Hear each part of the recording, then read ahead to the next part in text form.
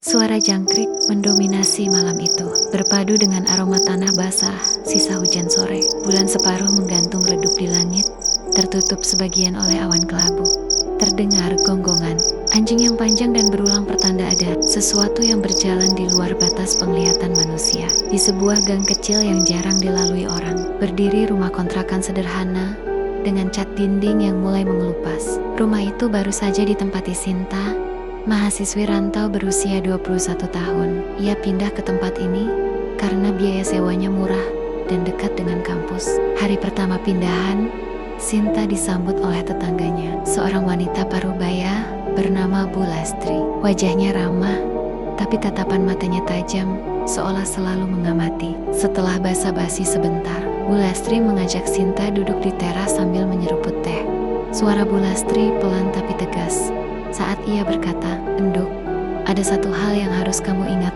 Di sini, jangan pernah menjemur baju setelah matahari terbenam. Apalagi kalau malam sudah larut." Sinta sedikit heran. "Loh, kenapa Bu? Kan tinggal jemur saja toh?" Bu Lastri menatap lurus ke matanya. "Bukan cuma soal udara lembab atau bau apek. Di sini, jemuran malam itu disukai mereka." Kata mereka diucapkan dengan nada menurun, hampir berbisik, tapi cukup untuk membuat bulu kuduk Sinta meremang. Ia hanya tersenyum kaku, menganggap itu bagian dari kepercayaan kampung yang sering ia dengar sejak kecil. Namun, sebelum pergi, Bu Lastri menambahkan satu kalimat lagi yang terdengar seperti peringatan terakhir. "Kalaupun siang lupa diangkat, biarkan saja sampai pagi. Jangan sekali-kali kau ambil malam-malam, atau sesuatu akan ikut masuk ke rumahmu." Sinta hanya tertawa kecil, mencoba mengalihkan rasa tidak enaknya. Sinta tidak tahu bahwa kata-kata itu bukan sekadar mitos, tapi peringatan yang akan menyelamatkan nyawanya beberapa hari ke depan. Malam ketiga Sinta di rumah kontrakan itu terasa lebih sunyi dari biasanya. Hujan yang mengguyur sejak sore baru saja reda, meninggalkan aroma tanah basah yang pekat. Udara terasa lembab, menusuk ke tulang. Jam di dinding menunjukkan 11,03 malam. Sinta baru saja selesai mencuci pakaian. Mesin cuci berhenti berputar, dan ia menatap ember penuh pakaian basah. Ia sempat ingat pesan Bu Lastri, tapi cepat-cepat menggeleng. Masa iya cuma gara-gara jemur malam bisa kenapa-kenapa? Gumamnya sambil tersenyum kecil. Ia mengambil keranjang jemuran dan melangkah ke halaman belakang. Lampu halaman hanya satu, bohlam tua berwarna kekuningan yang tergantung di kabel tipis. Cahayanya goyah, berkedip sebentar setiap kali angin lewat. Sinta mulai menggantung pakaian satu persatu. Kaos, celana, rok, semua ia rapikan di tali jemuran.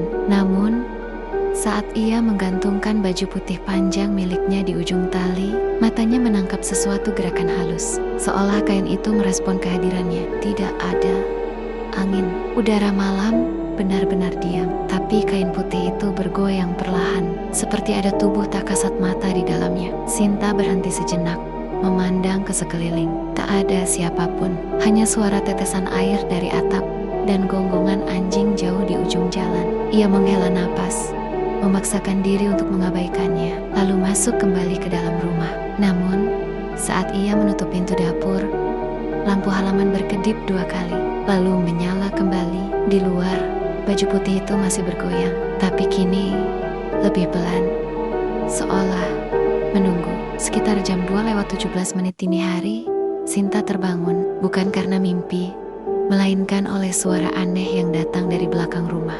Suara seperti kain basah yang diperas perlahan.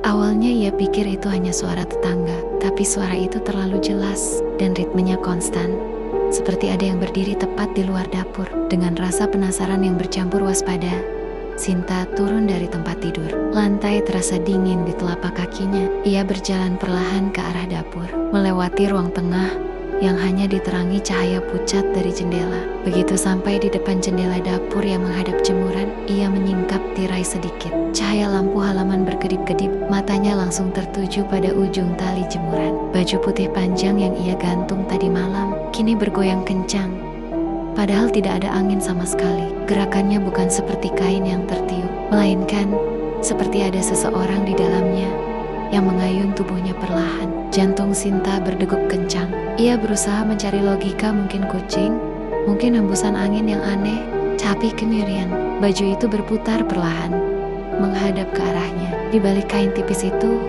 ada sesuatu, bentuk kepala samar. Sinta menelan ludah. Lampu halaman tiba-tiba padam. Gelap, hanya dalam hitungan detik. Lampu menyala lagi, dan baju putih itu sudah kembali diam. Tergantung seperti biasa. Tidak ada bentuk kepala, tidak ada gerakan. Sinta mundur beberapa langkah, menutup tirai, lalu kembali ke kamar. Dengan napas tak beraturan, ia mencoba tidur lagi, tapi telinganya masih menangkap suara tetesan air di luar jendela kamarnya, seirama dengan detak jantungnya yang belum juga tenang. Keesokan malamnya, hujan tidak turun, udara kering, tapi hawa di sekitar rumah Sinta terasa aneh, seperti lebih berat. Sejak sore, ia sudah melihat jemurannya penuh dengan pakaian yang belum diangkat. Jam menunjukkan 10.45 malam. Sinta sedang menatap layar ponsel di ruang tengah, tapi matanya sesekali melirik ke arah pintu dapur. Pikirannya kembali ke kejadian semalam. Ada dorongan untuk mengangkat jemuran sebelum tidur, tapi ia malah mengabaikan dan tetap duduk. Akhirnya, tepat jam 11:08, ia berdiri. Udahlah, cuma baju doang. Masa ia sampai diikutin hantu? Gumamnya. Mencoba meyakinkan diri, ia keluar ke halaman belakang. Lampu bohlam tua di atas jemuran berpendar lemah. Sinta mulai melepas pakaian dari tali jemuran. Saat ia sampai di ujung, ia melihat baju putih panjang itu masih tergantung di tempat yang sama seperti semalam. Ia meraih ujung kain untuk melepas penjepitnya, tapi saat jemarinya menyentuh, kain itu terasa dingin, basah, dan berat. Padahal malam ini tidak hujan. Ia melepaskan genggamannya seketika. Dari belakang rumah, terdengar suara-suara langkah basah, pelan tapi pasti, mendekat ke arahnya. Sinta menoleh cepat, tapi tidak ada siapapun.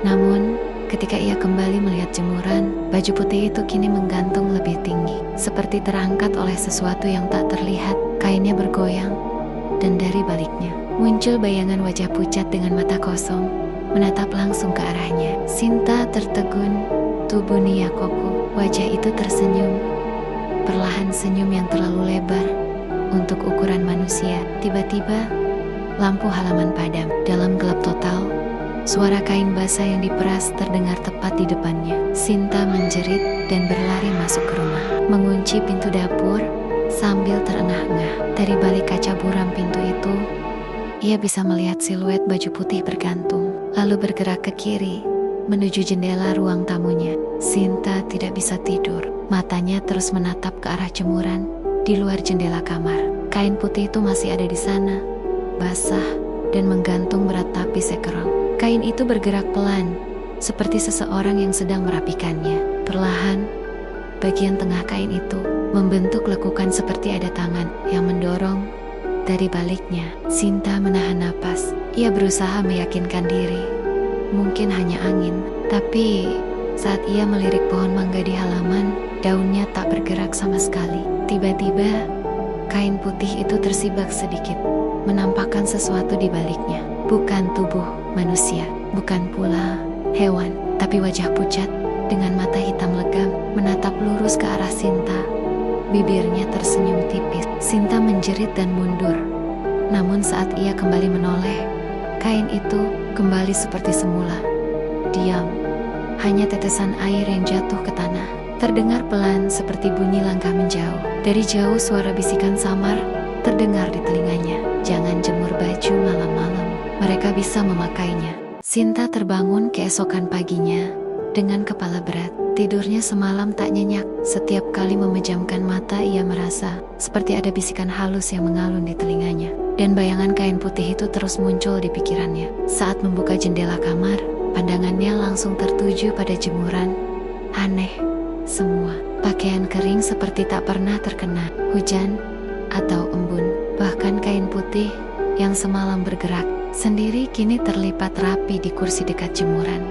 Seakan ada yang dengan sengaja menaruhnya di sana. Sinta menelan ludah. Ia tahu betul ia tidak pernah melipat kain itu.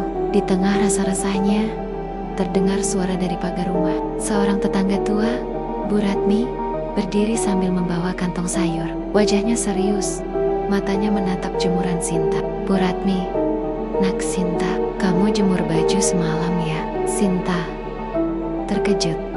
Iya Bu. Memangnya kenapa? Bu Ratmi mendekat, suaranya menurun sejak dulu. Orang sini gak pernah jemur baju malam-malam, apalagi kain putih. Ada yang menghuni, dia suka pakaian yang basah. Sinta tersentak. Sinta menghuni, maksudnya hantu? Bu Ratmi mengangguk pelan. Bu Ratmi, bukan sekadar hantu, dia itu penunggu halaman. Katanya dulu ada perempuan yang mati gantung diri di pohon belakang rumah kamu. Sejak itu, setiap ada kain basah tergantung di malam hari, dia akan menempatinya. Ia teringat wajah pucat di balik kain putih semalam. Bu Ratmi mendekat, berbisik di telinganya kalau dia sudah menempati satu kain. Biasanya dia nggak pergi begitu saja. Dia akan mencari pemiliknya. Sinta kaget. Tubuhnya kaku. Dari sudut mata, ia merasa seperti ada sesuatu yang bergerak di balik jemuran. Malam itu, Sinta sudah bertekad untuk tidak menjemur pakaian lagi. Ia bahkan menyimpan semua cucian di keranjang dan mengunci pintu rapat-rapat. Namun sekitar jam 11 lewat 8 menit malam, suara plak, plak, plak terdengar dari halaman, seperti kain basah dipukulkan ke tiang jemuran. Rasa penasaran mengalahkan rasa takutnya. Sinta mengintip dari jendela dan jantungnya langsung berdegup kencang. Kain putih yang tadi pagi sudah kering, kini tergantung lagi di jemuran, basah kuyup, meneteskan air ke tanah yang becek. Padahal ia ingat jelas sudah melipat kain itu dan menaruhnya di dalam rumah. Tiba-tiba kain itu bergerak sendiri. Dari bawah kain, perlahan muncul sepasang kaki pucat, kurus, dan kotor seperti habis terendam lumpur. Kain terangkat, memperlihatkan wajah perempuan pucat dengan mata kosong dan rambut hitam basah yang menempel di pipinya. Mulutnya bergerak seperti berbisik, tapi tak ada suara keluar. Sinta diam, tubuhnya kaku. Tapi tiba-tiba ia mendengar suara Bu Ratmi dari luar pagar, memanggil pelan, "Jangan lihat matanya, cepat tutup gordenmu." Dengan sisa tenaga, Sinta menarik gorden, lalu berlari ke kamar sambil terengah-engah. Tapi di sudut matanya, ia masih sempat melihat kain putih itu menempel di kaca jendela, seolah menatapnya dari luar. Sejak malam itu, Sinta keluar dari rumah itu. Halaman belakang rumah itu tak pernah benar-benar tenang. Jemuran yang dulu sering dibiarkan kering sampai larut, malam kini selalu kosong sebelum matahari terbenam. Tapi meskipun tak ada kain yang digantung, beberapa tetangga bersumpah mereka masih melihat kain putih basah tergantung sendiri saat tengah malam. Kadang dari jendela kamarnya mencium bau tanah basah bercampur wangi anyir, lalu mendengar suara air menetes di halaman. Pernah suatu dini hari, ia terbangun dan melihat jemuran itu penuh kain putih. Meskipun ia tahu pasti semua pakaiannya sudah disimpan, orang-orang mulai berbisik bahwa jemuran itu bukan sekadar tempat menjemur pakaian, tapi tempat berdiamnya sesuatu. Sesuatu yang menunggu siapa saja yang melanggar larangan kuno. Jangan biarkan jemuran tergantung di luar setelah malam tiba, karena itu bisa mengundang makhluk tak kasat mata. Sejak saat itu masih menghantui Sinta. Dan di suatu malam yang sunyi, Sinta mendengar bisikan halus di telinganya, seperti suara perempuan. "Kainmu basah, biar aku yang jemur." Jika ingin tahu kelanjutan cerita, like, komen guys.